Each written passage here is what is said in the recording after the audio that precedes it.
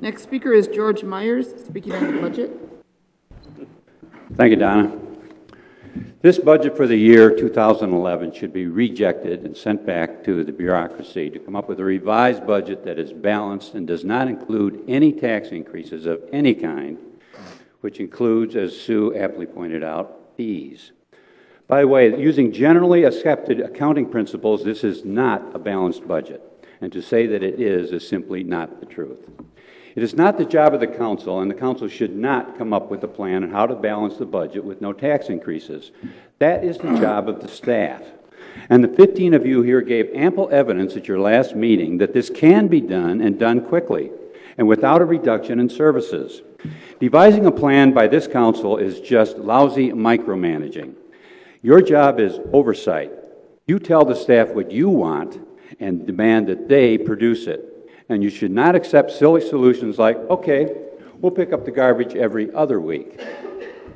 If a department head can't come up with an acceptable plan for his or her department, you should get rid of that person and find someone who can. Staff comes up with the answers, and staff carries out the solutions, not you. You crack the whip, they carry the load. They get paid enough to do it, and you get paid barely enough to make them do it. This budget actually contains 3 tax increases. First, there's a levy increase. Second, an increase in fees. And there's a third increase when you take more money from the cable bill money. When you take nearly $750,000 every year from the cable company for your general fund, we cable viewers have to make up for it in our cable bills, another hidden tax. And that tax should not be done anyway. You should not be funding government from cable bills. That is inept and deceptive. But we do get a rebate of sorts when you put some of that back into our cable viewing in Car 25. But this year, you've given that tax by decreasing what goes into Car 25 by 26%. To come up with a truly zero increase tax budget, there should be no increase in taxes, no increase in fees, and no increase what is taken from the telecable franchise fee.